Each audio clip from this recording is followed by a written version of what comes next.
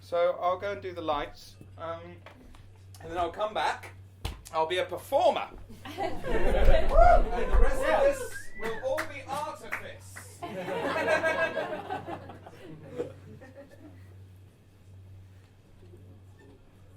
You're welcome. Oh wait, I actually forgot a crucial. That's the first thing I've forgotten. Sorry.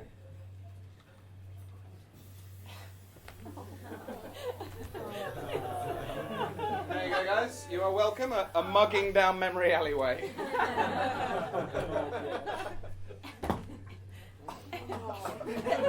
Oh my God. It smells like PE. Literally. It smells like PE. It says something about how young. Are you still doing PE? Is that a pint? Oh. Right. Hello. My name is James.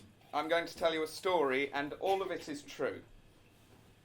I call upon Odin, king of the gods and father of stories, to aid me in this account.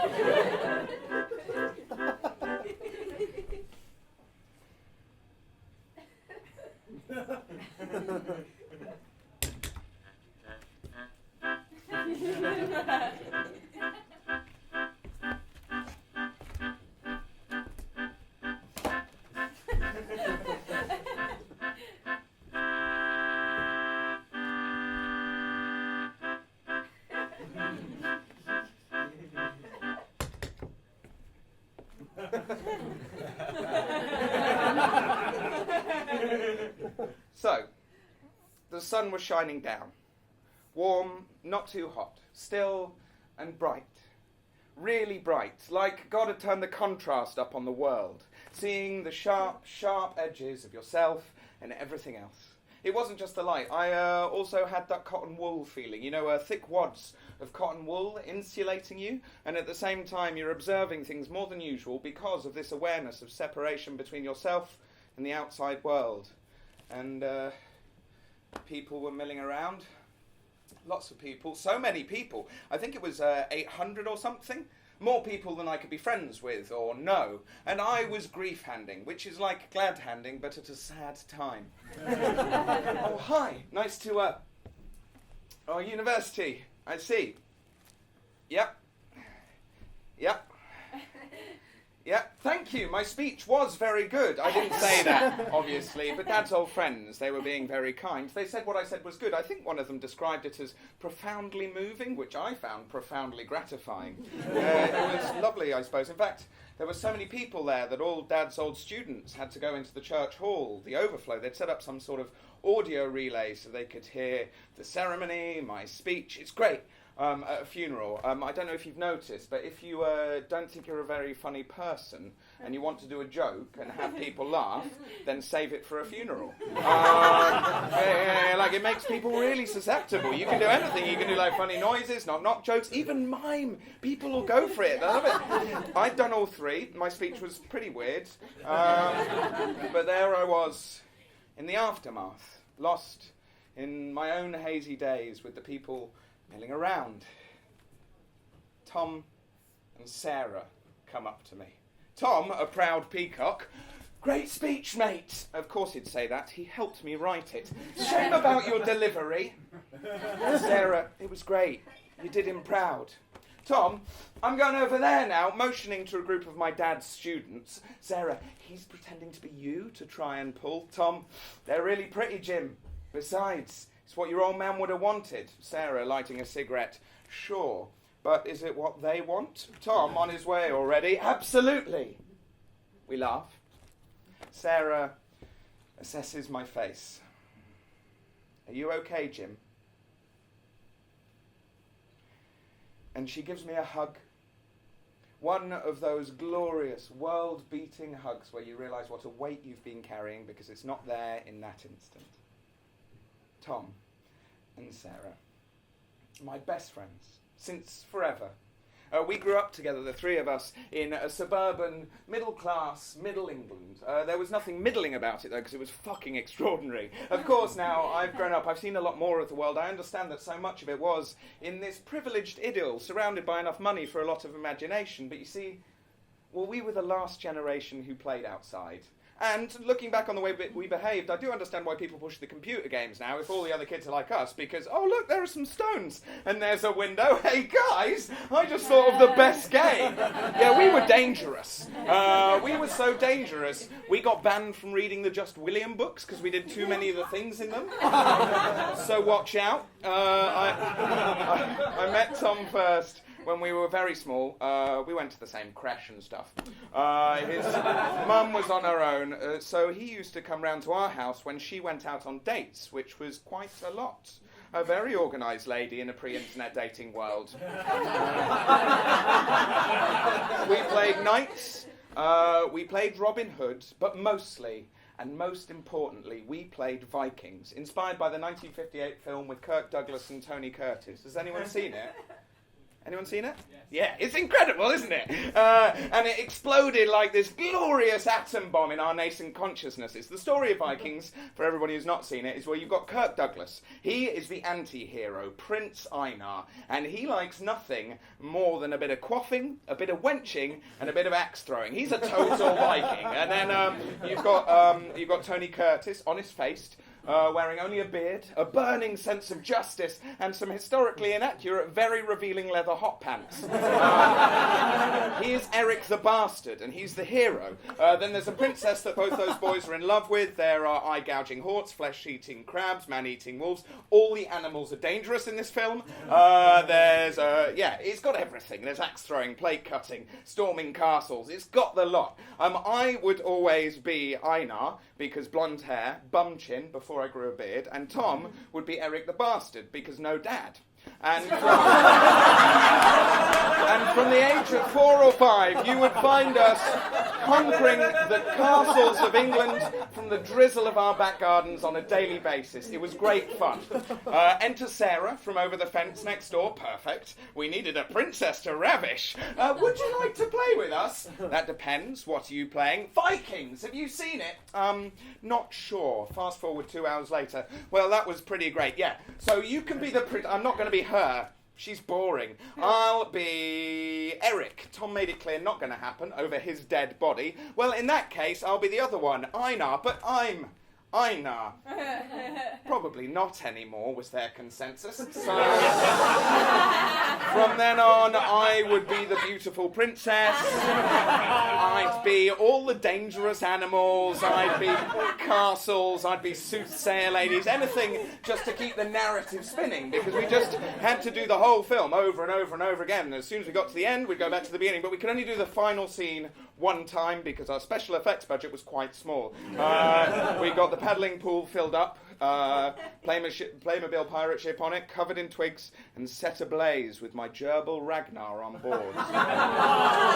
Best day ever. Ragnar was dead already, by the way. Sorry, that's quite an important plot point there. We weren't that sort of child. Anyway, that was the beginning of Tom and Sarah and me. Team Viking. I had a drag of Sarah's cigarette, made more small talk with the strangers, watched Tom get not one but 2 phone numbers, and in his words, a cheeky goodbye kiss, and everyone vanished. I've never seen 800 people disperse so quickly. We went to the crematorium, weird, sad music, playing something woefully inappropriate. The curtains closed. And that was that. We went for dinner. Pizza Express, obviously. My family, Tom, Sarah, my girlfriend Esther, lest I forget. Sorry, she'd been there. She'd been great. She'd been with my mum all day. She'd been great. The next day, I had to come back down to London because the pub had only given me a few days off. Sarah gave us a lift. We had train tickets, but she was coming back down to continue her PhD at Imperial, so she drove. And Mum kept the ashes. I still don't know what she did with them. I should probably ask.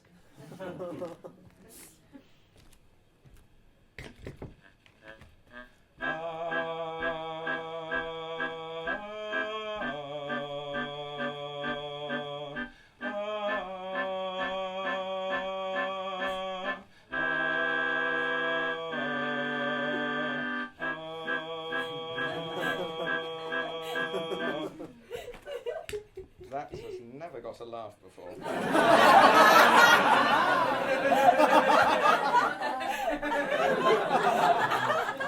Back down in London, I just carried on in a sort of mechanical way.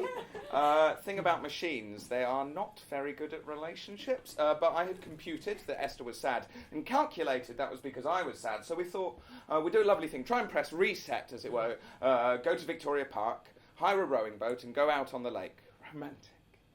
And then the guy running the boats was just a real prick for no reason. Like your job's shitty, mate, so just be kind, all right? And if you can't be kind, be nice. But no, he was an arse about me not having the right change. And then when we did finally get a boat, one of the oars was split, and he was so rude. It was a relief when Esther suggested we just sack the whole thing off and go back to her house. So we went back to her place, and she broke up with me. Yeah. 2 days later, getting home from a day shift at the pub, Tom and Sarah sitting on my doorstep. So fucking nice. I mean, apparently what had happened is Esther had called Sarah and been like, just so you know, I've broken up with James. I don't think he's going to be okay. Maybe you guys should nice, right?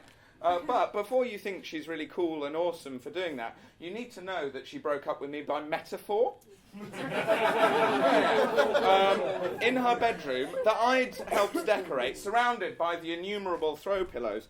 She was like, sorry, thank you. She was like, a little bit of love is nice. Any more bags?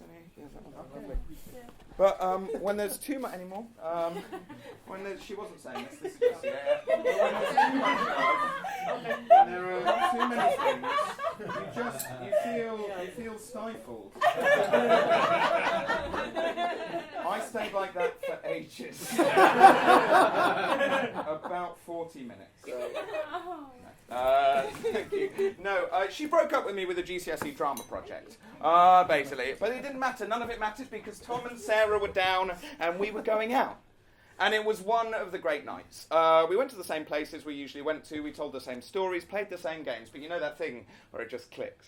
We were golden. You couldn't touch us. Tom was in the middle of it all, of course, drunk as anything. But on it, if you didn't know Tom, you might think that he had a drink problem or a drugs problem, whatever. He had a drink solution.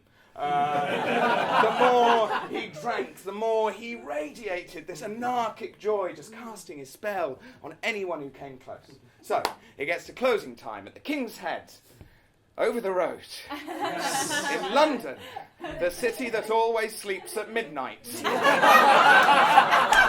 that wasn't stopping Tom, that wasn't stopping James, that wasn't stopping Sarah. No, fuck that. We're going to the Dolphin in Hackney that never closes! And it's not the first time that's got a cheer.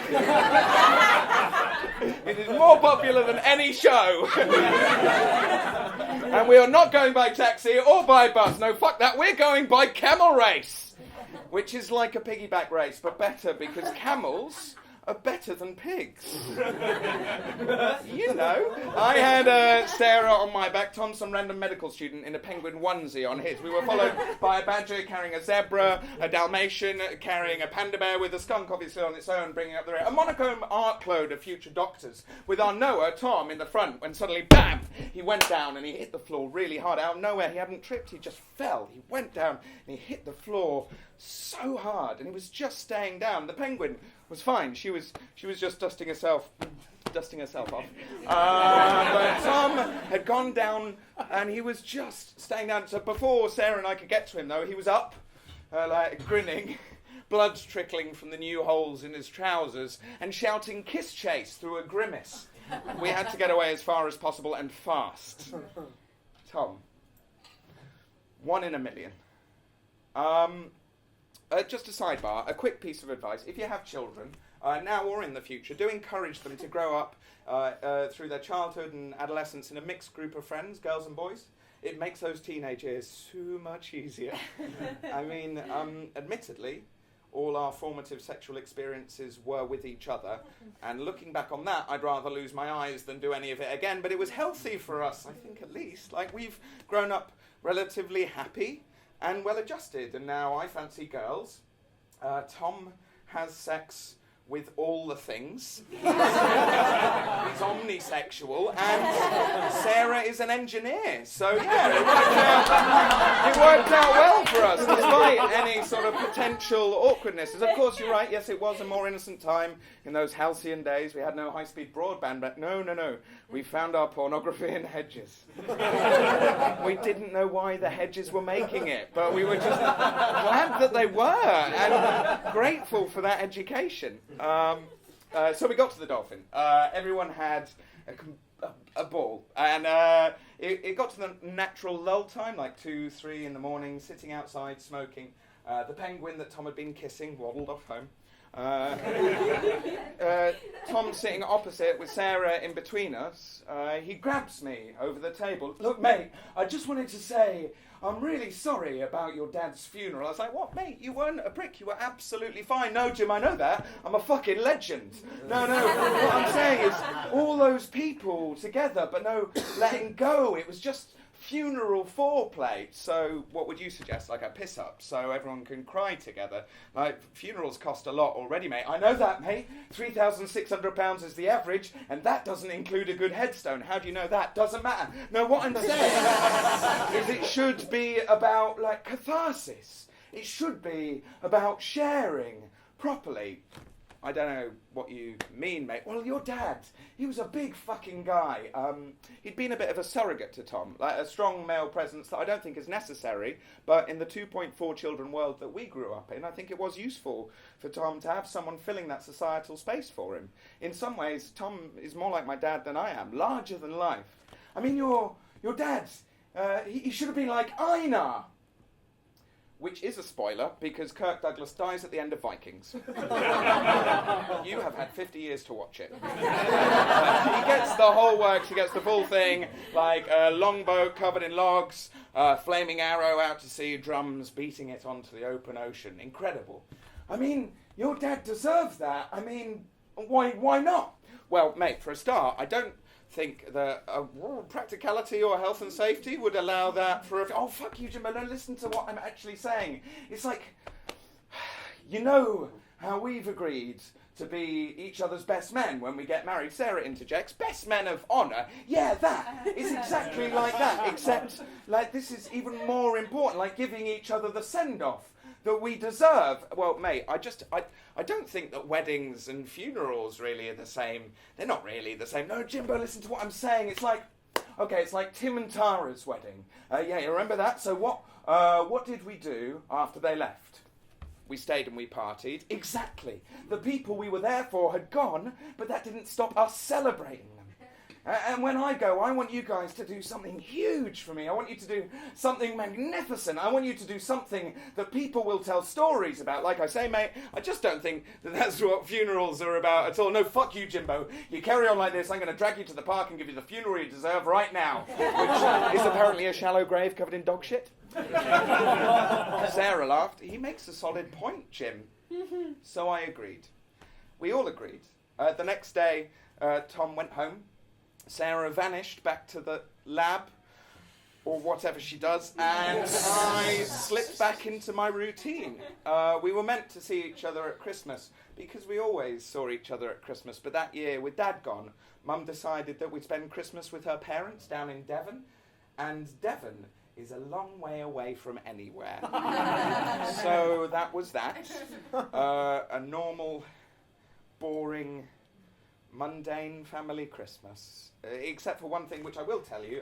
Bear with me, it's worth it. Mum had done the whole Christmas dinner, the whole works, everything. Grandma had only done the Christmas pudding, so there was a ceremony attached to it. Grandpa was the master of said ceremony. He had everything he needed. He had a half bottle of brandy, a little cup, a box of matches, and Parkinson's. The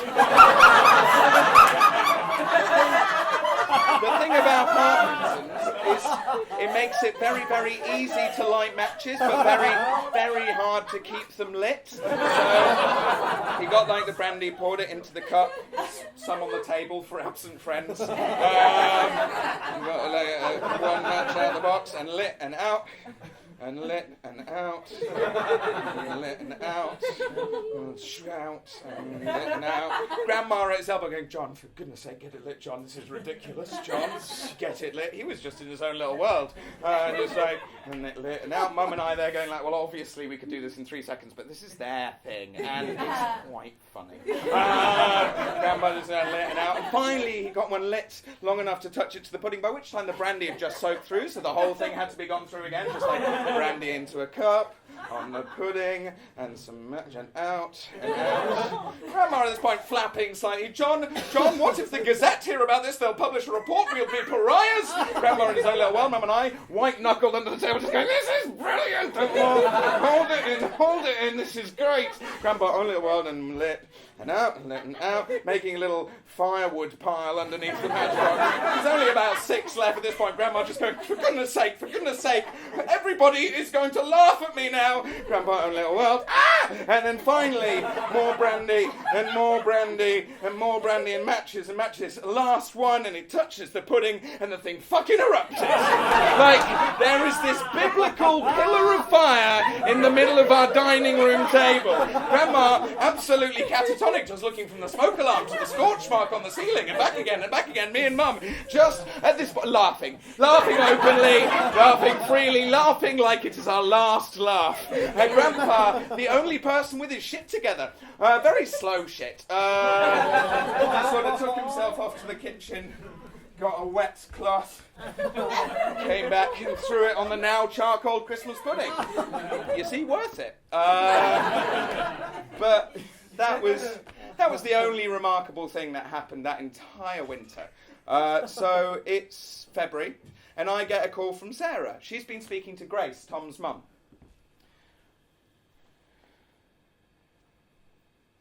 Tom is ill. He's really ill.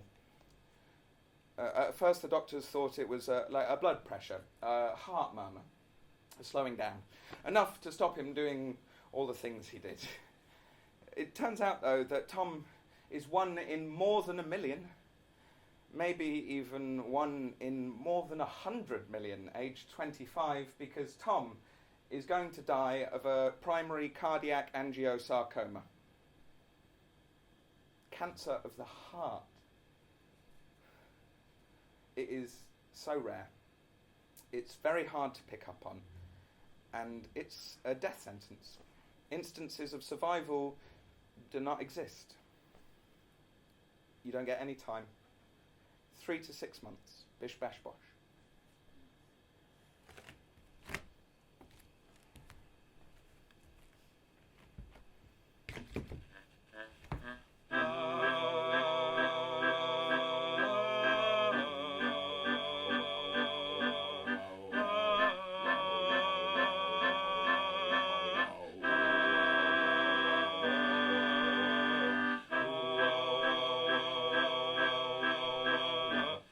Let's die idiots together.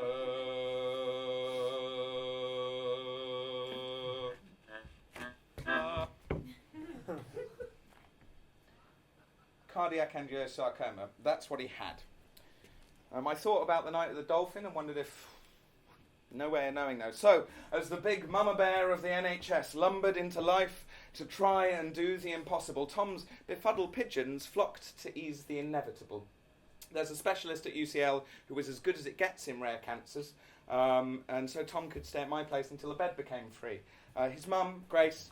I should say, by the way, forget nominative determinism. Whatever you think when you hear the word Grace, She is the opposite. There is nothing graceful about her at all. Well, she had friends who lived not very far from the hospital, and she could stay with them, so that was great. Sarah took a sabbatical, and we braced ourselves.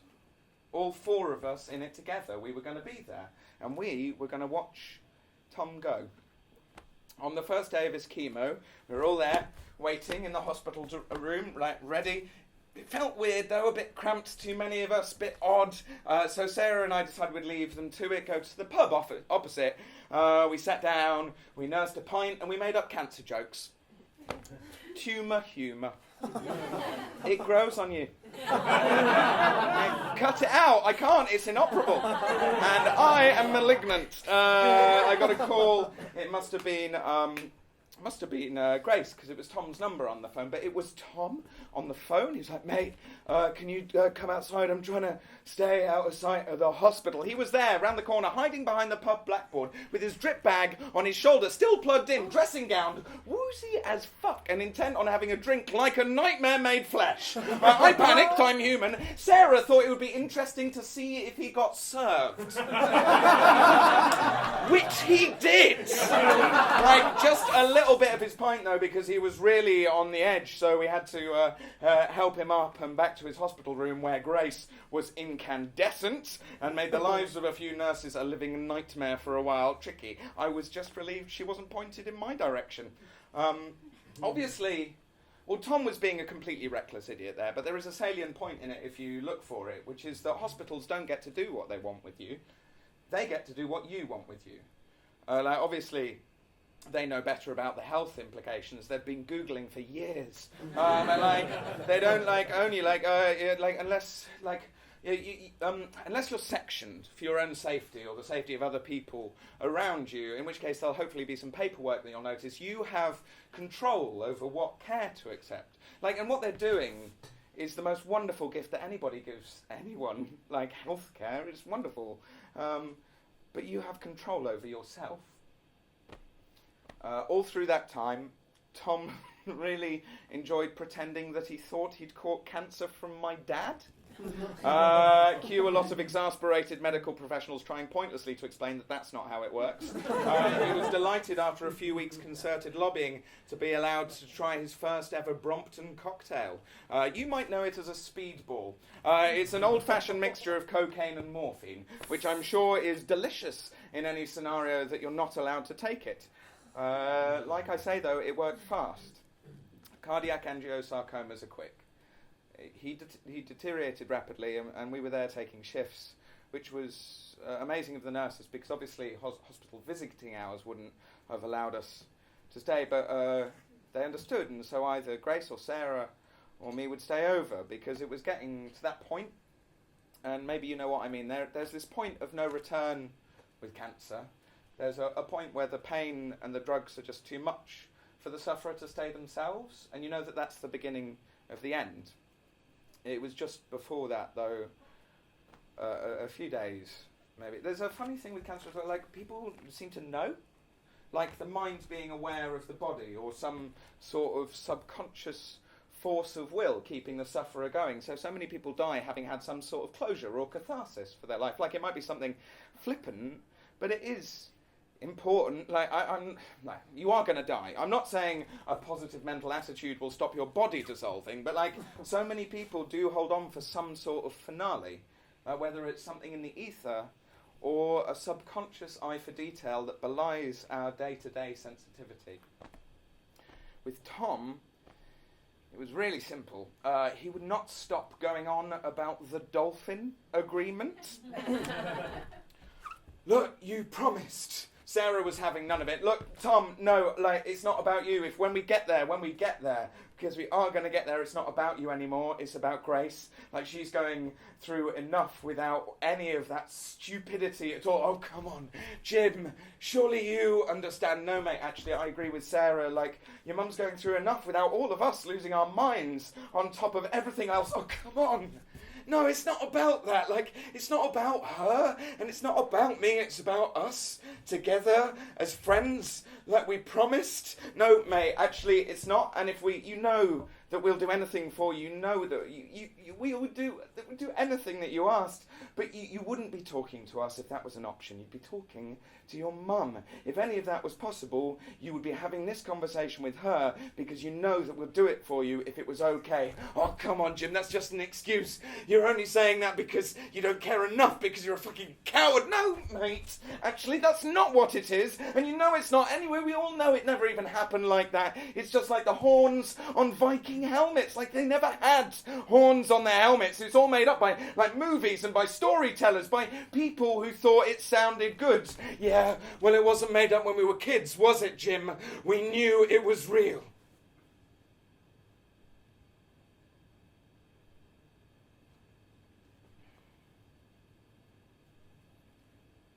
That's the thing about stories.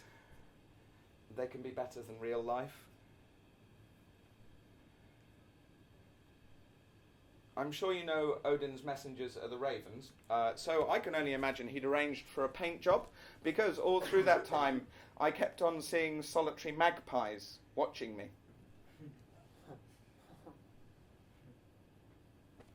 One for sorrow. One for sorrow.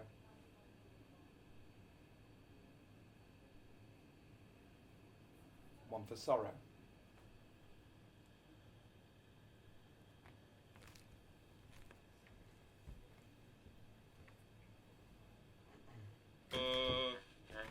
This probably isn't a good idea. We're all idiots for being here, but the world makes little sense at all. Why try and change the weather? So let's sing on through all the shit. Let's die idiots together.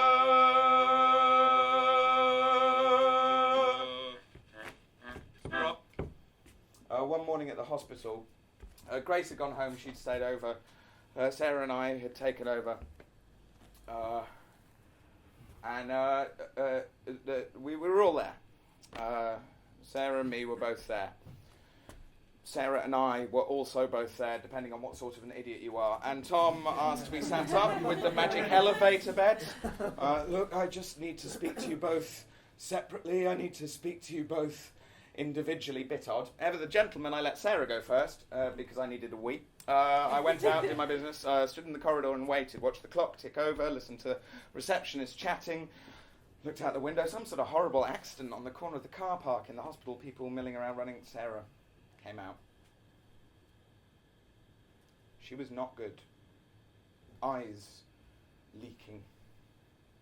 And she looked at me with this pity, like, clearly so sorry for me. I don't know why, but why look at me like that? Obviously, I know now, but at the time it made me really keen to get in there. I was desperate to see what he had to say, so I went in.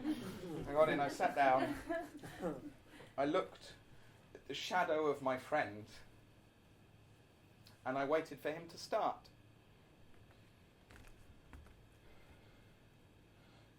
Jim, I had a thought about things, which is I've never really been one for FOMO. I've always danced away from it, made where I am the place that people have a fear of missing out for. But this is it. This is what it feels like. I'm going to miss out on a shit ton of things now. Pretty on the nose. What else is even the most flippant bit of a fear of missing out, other than our awareness that our lives are short and we could maybe be enjoying ourselves better somewhere else, having a better time with this fraction of our fractional lives. YOLO.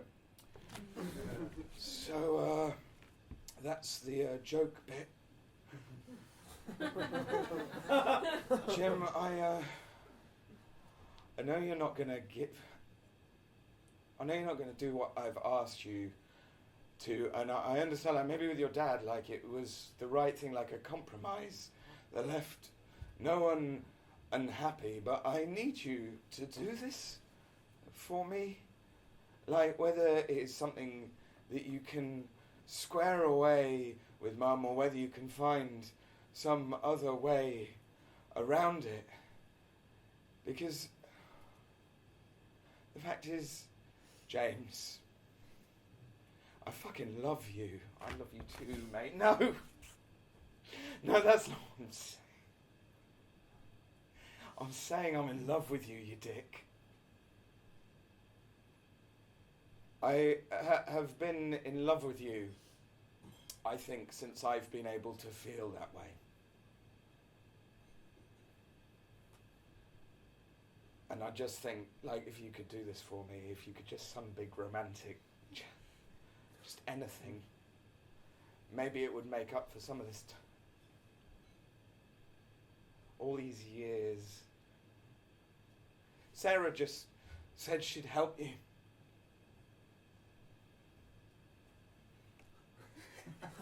I mean, what can you say to that?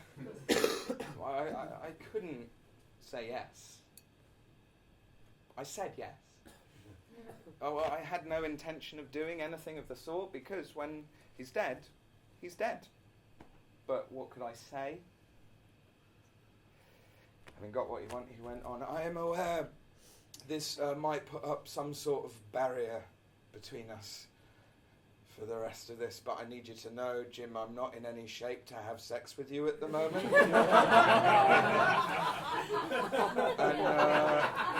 And if I was to have sex, I'd probably do it with Paula, one of the nurses. Again, because she was really gentle and knew what to do with me last time. I went out, a long, wordless hug with Sarah. Then at arm's length, red-eyed, she smiled, painful. Well, at least it can't get any fucking worse. I left, stumbled out the hospital, floating in my own bleary bubble. I got on the tube, trembling, full of a blur of emotion, confused. No, not confused, I don't know. It was a lot. It was too much. I was just dizzy with the fucking pointlessness of everything. I mean, how dare he? I mean, how dare he put that on me, actually? How could he feel that? Like, how could his feelings be so different from what mine was? I was sitting on the end of the row, which isn't the right thing to do on a tube. It's rude, it's disrespectful. I didn't care. I was too busy wrapped up in my own solipsistic grief celebrity to care about anybody else. So there, I was sitting on, and an old lady must have got on. She must have got on because she fell over my legs on the way to an empty seat. So there was I, sitting on the tube, just the worst person in the world. We never had any secrets. We never had any secrets. It was too much. It was too much. Just this one thing, opening the floodgates. And there I was, drowning in the enormity of everything.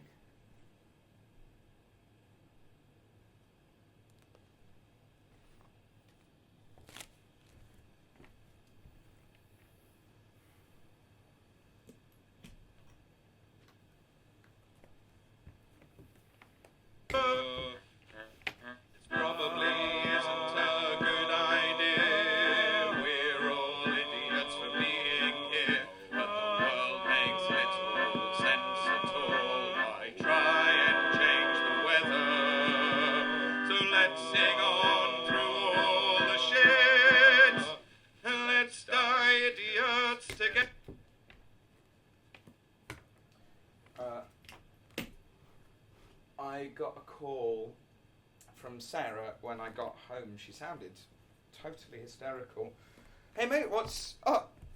Oh James, it's awful. It's horrible, James, you're not going to believe it. It's awful, it's the worst, you're not going to believe it, James, it's terrible. Look, James, it's so terrible, it's funny. Look, I'm going to laugh, but it's not funny. What? Grace got run over by an ambulance.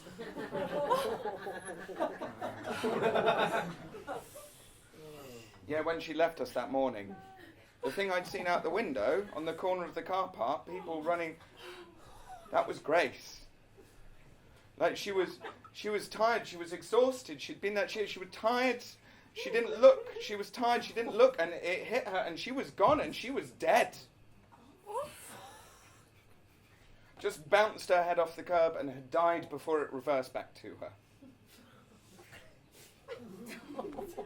I mean, you'd think that would be an ideal way of getting hit, wouldn't you? Like, if you're going to get hit by a vehicle, what sort would you want it to be?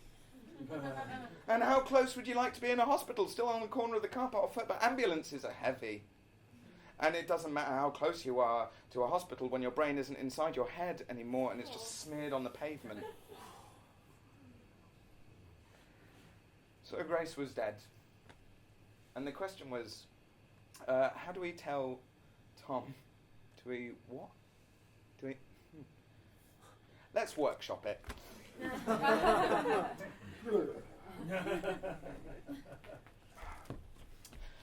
So, mate, I've got some good news and some bad news. I've got some good news and some bad news.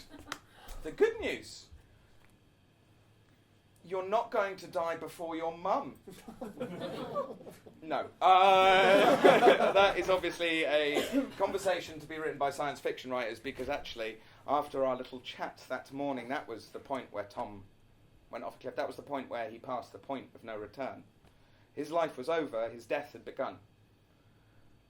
So we couldn't tell Tom. And he couldn't be there at his mum's funeral, but that was okay, because no one else could either. It was just me and Sarah and the friends that Grace had been staying with. A crematorium in Wood Green. A sham of a ceremony in a sad place for a tragic woman. And I couldn't bear it, so I left before the end. Which is when I became a real prick, because I just went home. I left everyone, not everyone, I left Tom and Sarah, and I went home.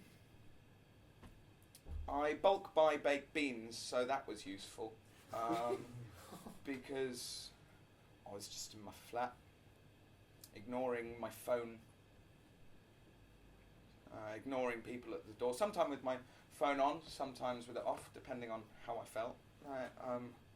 The cotton wool feeling back, but not outside of me anymore, inside my head. A clear, white, fluffy fug of nothing. A decade of sad Sunday evenings all at once, all the time. A lot of nothing. A lot of baked beans. A lot of aborted wanks. A lot of missed calls from my mum. A lot of missed calls from Sarah. And a lot of texts that I only saw the first 3 words of because I wasn't brave enough to read them. I don't know how long I stayed like that for. I do know. I've gone back. I've worked it out. It was 2 days. But at the time, it could have been weeks. Because I was just in my room. I was on Facebook, scrolling through the interesting screeds of nothing to distract me from living, when a picture of Tom came up, posted by a friend, together with an articulate message about why they were sad he was dead.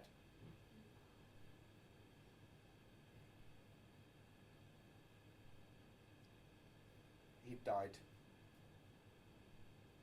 And I hadn't been there.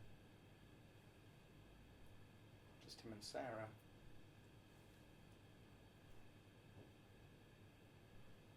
Well, I hadn't liked the trailer, so why should I watch the fucking film?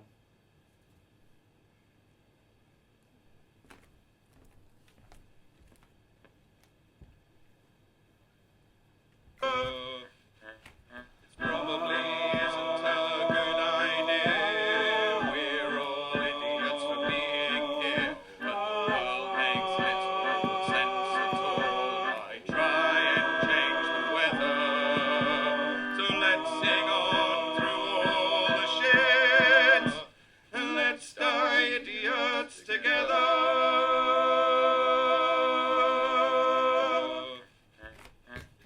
I mean, who can blame me, right? Right? Except in that point, other people were having to pick up the slack that I'd left. Not other people, another person. It was Sarah. Of course, if I'd thought about it, I would have realised that I couldn't stay in my room forever, but I was carefully avoiding that fact. Except the next day. There was a van outside my building that wouldn't stop beeping its horn. That happens sometimes. It's a narrow street, but it was Sarah.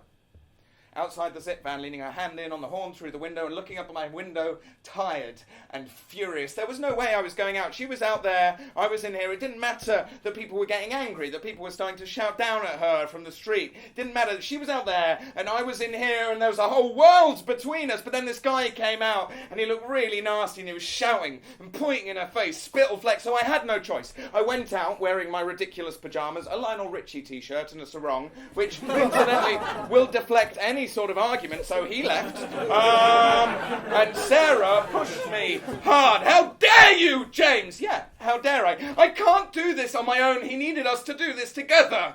There was really no way.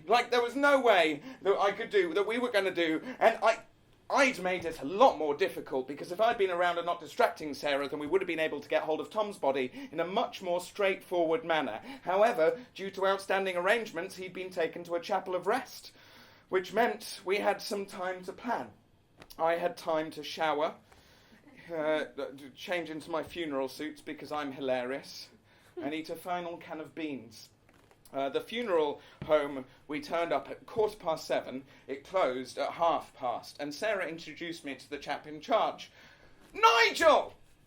Now, it's important that you know that Nigel doesn't actually he didn't sound like this at all, but I really like doing this voice, so that's what he sounds like for you guys. My name is Nigel, I work in a funeral home, and I love tea. Sarah introduced me, this is James, he's really sad. Oh, well, yes, we do close fairly soon, though, so I better chop straight through. In you go. There we went in, and there was Tom. Whoa. There was Tom's body. Eyes sewn shut. I thought about crying, thereby removing any impulse to actually do so. And Nigel came in. I'm really sorry, I did tell you I need to close up now. Sorry. Sarah's like, yeah, Nigel, I know you must get this all the time, but the thing is, I've spent all day trying to get James out. He's really cut up about this. Is there any chance that we could just have a few minutes longer? Maybe I can help you close up, or we can have like a quick cup of tea and tea? Magic word. All right then, just a quick one though. Would you like Lady Grey or Ceylon? I'm very partial to Lapsang Souchong myself. So I had a very limited amount of time to get Tom out of there. I don't know if you've ever tried to lift up a corpse, but they are heavy and they're not helping. So I managed to get him sat up in the coffin, and then had to just let him fall head first, slowly, ungracefully, out the coffin onto me, and then over and up. His head on my shoulder, romantic. My hand on his ass, sexy. Sort of just waltzed him out and round the corner to the security door. Yeah, it turns out funeral homes have security doors. I don't know why, in case of Lazaruses. Or Lazari, depending on what sort of idiot you are. Anyway, I tried to press the button and get Tom to the door, but I never got there in time, and I couldn't open the door with my hand not free. I realised the problem, him not helping, so in the end, I just sort of sat him down and leant his head against the button, and then took my shoe off and kept the door open with it, went back for Tom, and up and out and onto the pavement, where it was ridiculous because I was standing there in broad daylight outside a funeral home holding my friend, and a group of people were walking straight towards us, and they looked at me and they looked at him, and none of them said anything. They just went, yep, and walked past us and went into the pub next door as if that's a normal thing to... I mean, his eyes... I'm wearing a funeral... There's a corpse and a guy in there. That's not how people get in there. Like, if you ever see that, guys, ask. Just ask. It doesn't... Anyway, I managed to stop myself and go, come back! I'm stealing this, but stop me! This is really quite risky, actually. I'm a dangerous guy! Managed to contain that impulse. And then out round the corner into the zip van, gently laid him down, and then had to wedge his legs in because I hadn't laid him down far enough, and back, picking up my shoe, letting the door close and back into the room and closing the coffin lid just in the nick of time so I could hear Sarah and Nigel coming down the corridor as I walked in. I'm sorry, I couldn't look at him anymore. That's okay. Why are you holding a shoe? I don't know, I'm really messed up at the moment. Okay, but you do have to leave now. It's nearly 8 o'clock. Okay, yeah, sorry. Got my shoe on. Tried to make small talk with Nigel as we went out. So, Nigel, why do you have security doors? Ah, well, you see, that's quite interesting, actually. There was this one time a stag party got in, and it really wasn't very amusing. Actually, why are you interested in my security arrangements? Sarah interjects. Thank you so much, Nigel. It's really kind of you, but we have to go. We have to go, don't we, James? And I was like, yeah, and I gave him a hug, which went on for maybe 20 seconds longer than it should have done. So we had Tom. I should point out, at this point we'd done nothing illegal. Yeah. Go nuts, guys. Take the body. Not from graves. Naughty. No, that's not allowed. But that's not a thing. The law empowers one or more people to take possession of a corpse for the sole purpose of disposal, but the only lawful possessor of a corpse is the earth. That's what it says in the law books. I read it on the Good Funeral Guide website, but I'm pretty sure it's ironclad. Try it. So we had Tom. What else did we need?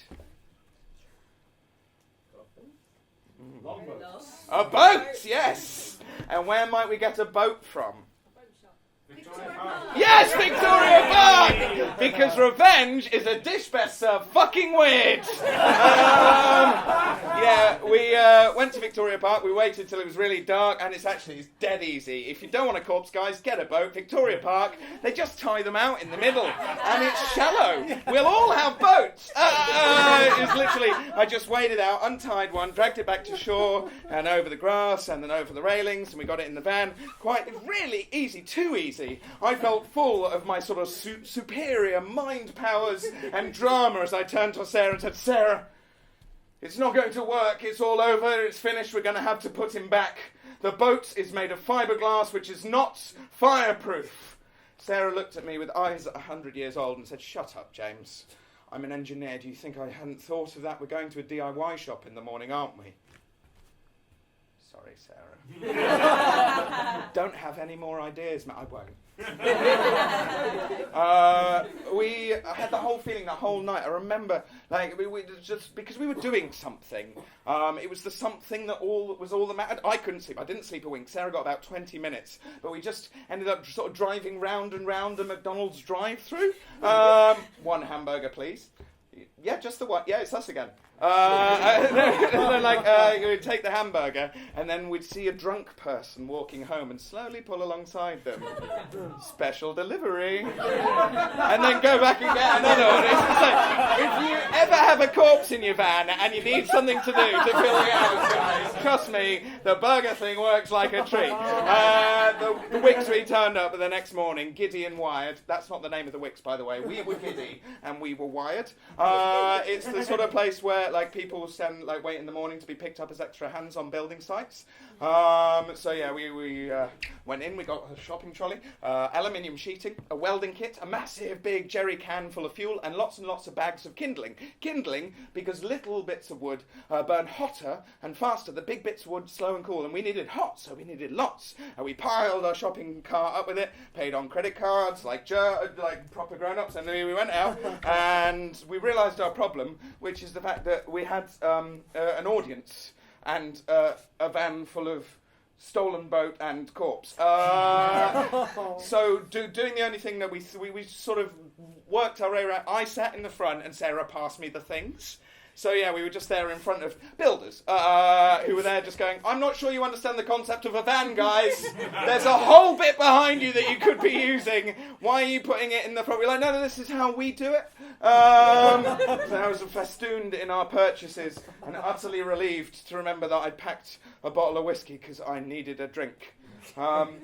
We talked about where we were going to go, and I'd initially suggested the sea, because, Vikings. But Sarah had pointed out tides. So instead, we were just going up the Thames. Like, she'd found a place beautiful, apparently, and quiet, a bit where the Thames curved back on its side, not close to anywhere. While I'd been busy being a sort of selfish, self-involved, abortive self-abuser, Sarah had been busy inviting all the people who loved Tom, which is so many people, who could get to where we were going in time and not call the police, so there were 20 coming. I designated myself, I was the designated drinker, because I can't drive. And PR person of Team Viking as we sort of drove out. I remember leaving London behind so vividly, all of it, the whole journey there. It's the superpower, it's the grief superpower. Like, when it happens to you, because it will happen to you unless you're the dead one, enjoy that. It's like the best bit, because like suddenly everything's so vivid, and I guess it's from when we were like, if somebody had died, it's probably because there's a tiger nearby and you might want to spot it, and so you just everything. And so, but I mean, we're going down the A12 and I'm like, where's the tiger? But yeah, it was incredible, all the colours, just bright. We went a long way down a cart track. We turned off the A12, went a long way down a cart track, and we got there, and it was beautiful. The late morning sun dappled by a willow tree, stream running into the river, rushes swaying solemnly on the opposite bank. Now, a little bit of advice with corpses. They're like babies in that you have to support the head. Because I'd got Tom sat up so Sarah could get the boat past him. I'd had a drink, didn't think, let go. And that's not the sound. I can't do the sound, but you're very welcome, because it is the worst sound I've ever heard. He sort of caught his eye on the and the stitching came out. It just and his eye was burst, and muck ran the smell. We hadn't thought, but Christ, the smell. Like, I got straight onto the phone, and I was like to the people arriving first, I was like, please guys, can you bring lots and lots of ice? And also, why not Lynx Africa for the memories? Sarah got to work building the boat. I mean, it should be clear by now, if anybody hasn't noticed it, I'm very much the supporting character in this story. Because I was sitting there. Sarah made something flame fireproof out of a fiberglass boat and some aluminium sheeting. Like, she even looked cool while she was doing it as well, like wearing sunglasses instead of goggles. Like, I heckled her, I'm not a monster. As I sat, sipping at the whiskey, watching a magpie in the tree opposite, watching me. People arrived with booze and music and incredulity and laughter and tears. Tim and Tara brought fancy dress, excellent. And we danced and we sang and we hugged and we screamed and told stories until the sun started to go down. We got all the kindling and we carried it down to the boat. Tom was in his zip van dressing room, now perfectly chilled and smelling like a teenager. We filled it up as much as it could carry. I was in charge of the petrol. Didn't even slosh it all in.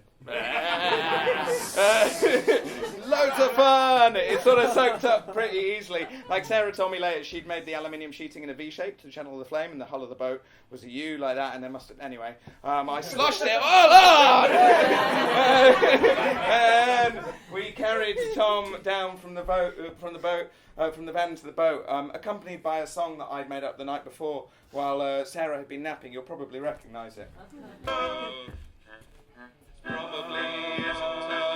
Sarah and I both lit matches. Took us a few goes, but eventually we got the boat lit and we pushed it out.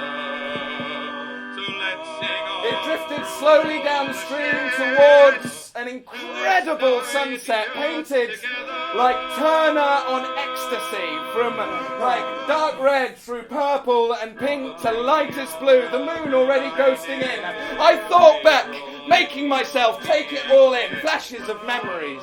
Tom in his hospital bed, tired, Tom on my doorstep a year ago. Tom at Sarah's graduation, dressed up in character as Sarah, accepting her degree on her behalf. Tom waking me up on my 18th birthday with a bottle of champagne.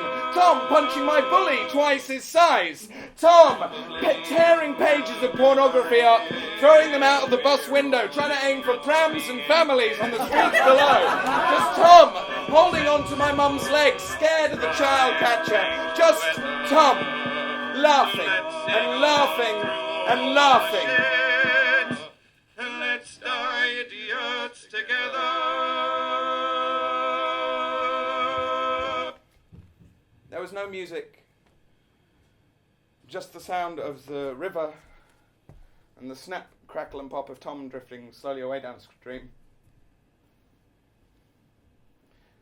Standing there in the shallow, Sarah took my hand. I looked over to where the magpie had been, and had been joined by a friend. Two for joy. Odin must have been happy. Standing there in the shadow.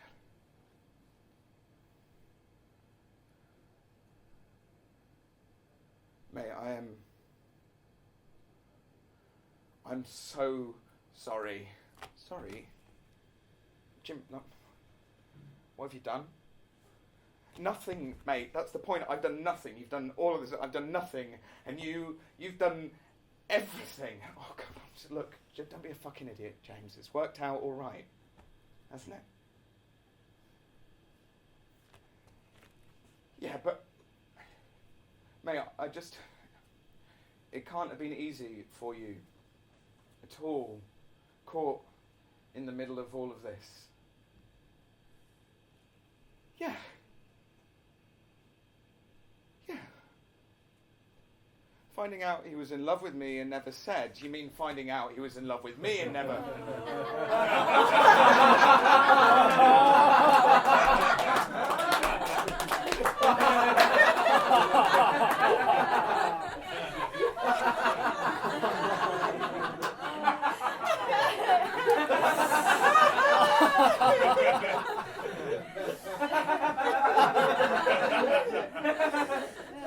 Bastard.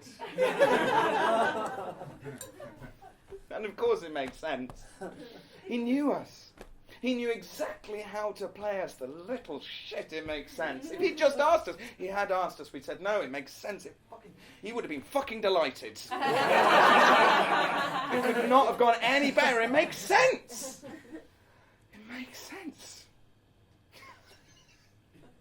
It makes sense.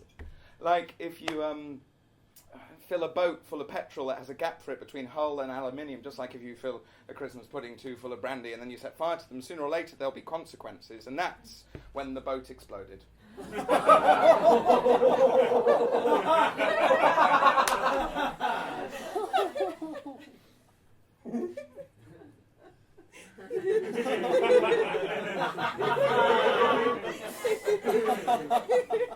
And I think that's exactly how he would have wanted to go. Like, with his two best friends, knee-deep in water, furious. And in 2 weeks' time responsible for a 7-year-old girl finding his severed hand in a nearby field.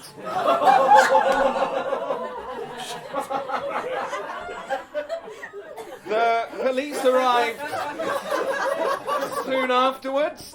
They'd been tipped off by Nigel and traced us all the way from the CCTV cameras of McDonald's Haringey. Sarah and I both received 6 months suspended sentences, and she had her Zip-Fan account cancelled. Here I am, 5 years later, telling you this story, and all of it is...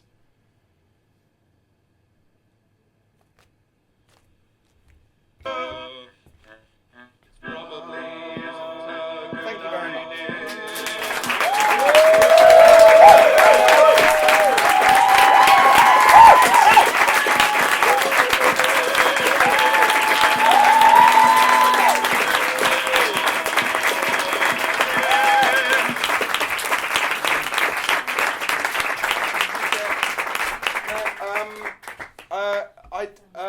didn't spend the evening preparing for this in quite the manner I should have done. Instead, I, with one of my very good friends, made 7 T-shirts for Team Viking because I thought it would be funny. Stand up, Jamie. He's already bought one. £10. Can